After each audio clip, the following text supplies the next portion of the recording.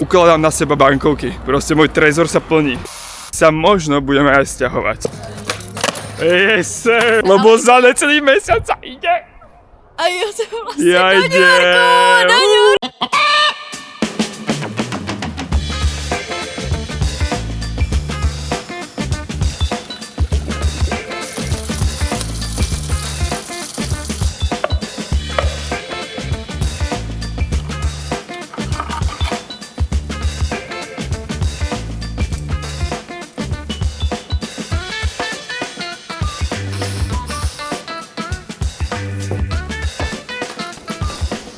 Dobré ráno ľudia, 8:49 a ja vám poviem pravdu, som to úspešne zvládol. Víkend som ukončil tým, že som zostrihal video, išiel spať okolo polnoci, vyplatil si výplatu z mojej firmy, aby som mal peniaze na tento mesiac a vyspal sa. Ešte do toho všetkého sa aj vyspal. Vykročil som do tohto týždňa úplne správnou nohou, to môžem potvrdiť. A ešte k tomu mi praje aj počasie, lebo je strašne pekne, slnko úplne hreje. Kráčam do práce, dneska robím 8 hodín a ja vlastne už viem, že čo to spravilo, že sa cítim takto fresh. Moje nové vlasy. Je to tak, fresh fit. No a teraz ináč v podstate sa nám naskytla trošku taká situácia, že pravdepodobne sa možno budeme aj sťahovať z toho bytu. A to vám poviem pravdu, že teda sťahovanie možno znie niekedy dosť super, niekedy možno trošku strašidelné. Tentokrát to znie tak trochu viac strašidelné než super pre mňa, lebo iba pred rokom sme sa sem sťahovali a bolo to naozaj veľa vecí, čo sme museli preniesť dodávkou, vyniesť po schodoch, lebo tu není výťah, ani tam, kde som býval predtým, nebol výťah, takže všetko sa sťahovalo fakt, že ručne a ťažko. Ja by som tu popravde najradšej ostal a ja tu aj ostanem.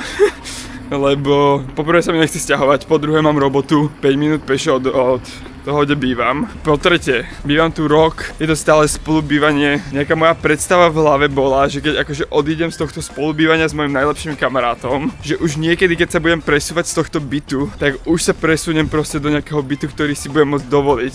A bude už dobrý, proste akože už podľa mojich predstav, už tam budem bývať sám, alebo teda budem si ho minimálne môcť dovoliť celý sám.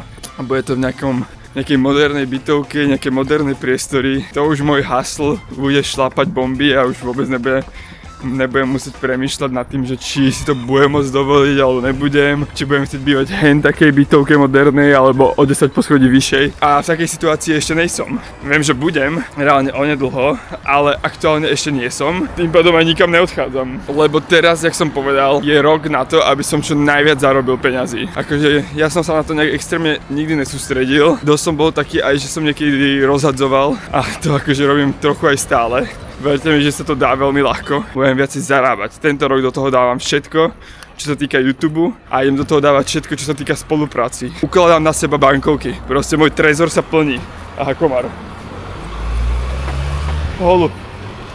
Teraz ideme na seba stakovať bankovky. Ideme na seba stakovať cash, to je jediné čo toto. Ale minule som si povedal, že už nikdy nebudem žiť od výplaty do výplaty. Našťastie už teraz nežijem. Ale žil som nejakú dobu a poviem vám, že je to pekne kurva na piču pocit. Jak bolo v jednom filme Vlk z Wall Street. I've been a poor man and I've been a rich man. And I choose rich every fucking single time. Žiť od výplaty do výplaty, žiť s pocitom, že niečo sa môže dojebať a ty vlastne to nemáš čoho zaplatiť, tak není absolútne ľahký pocit. Ja sa budem snažiť všetko robiť preto, aby som v takom akože režime nežil.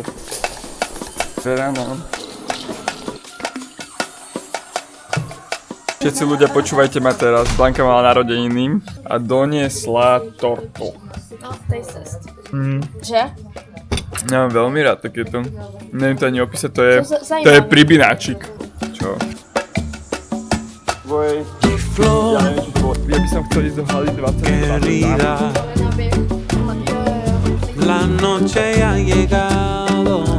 Jo, ide sa natáčať, teda fotiť, ide sa fotiť karusel pre Rexonu. Okay. Jau, až ma to zastudenilo. Rexona, keďže vážne topka, lebo za necelý mesiac sa ide. A jo to vlastne Ja do New Yorku, do New Yorku. Siempre contigo ella está. Si duérmete, mi angelito. Je 15:34 a o 4:00 mám byť na Staline. Tentokrát nejdem moderovať ja, to je zaujímavé, ale idú moderovať proste ľudia z Birelu. Normálne tam už budú mať svojich ľudí a tentokrát sa bude ochutnávať nový Birel, keďže Birel so sicilskými citrónami je nová príchuť. Akorát mi prišiel taxík, takže ideme. Dobrý deň. OK, za chvíľku 4 hodiny, takže som to stihol. Kráčam hore. Toto je úplne ideálne miesto. Ešte aj keď to kývadlo sa hýbe. No dobre, idem zavolať klientovi. 36. deň daily vlogovania. Keď ukážeš kickflip, tak ti spravím promo na Instagrame. OK, kámo. Yes sir! Yes sir! Don't wear.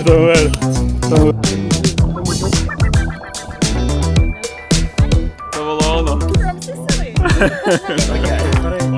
A ide sa, môžete. A môžete ho aj ochutnať.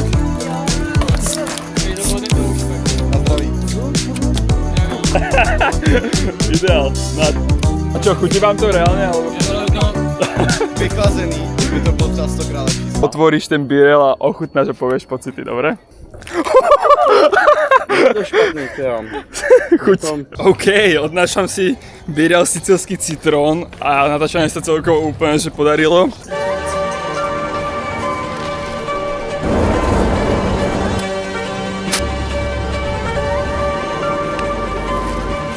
Hey, yeah. Let me get everything straight. I'ma do whatever it takes. Getting it done, any means, get rid of these snakes. Fuck it, I'm up in my stakes. Going all in like get rid of these breaks. Nah, I ain't never gonna break. Double my pace till I go down one of the greats. One of the greats, whatever it takes, whatever it 20:45 navečeral som sa, idem pozerať Eufóriu, ale ešte predtým musím zostrať video, takže čaute. Nakoniec sa zistilo, že sa nikam nesťahujem z tohto bytu. To sú náramné novinky. Radšej čaute.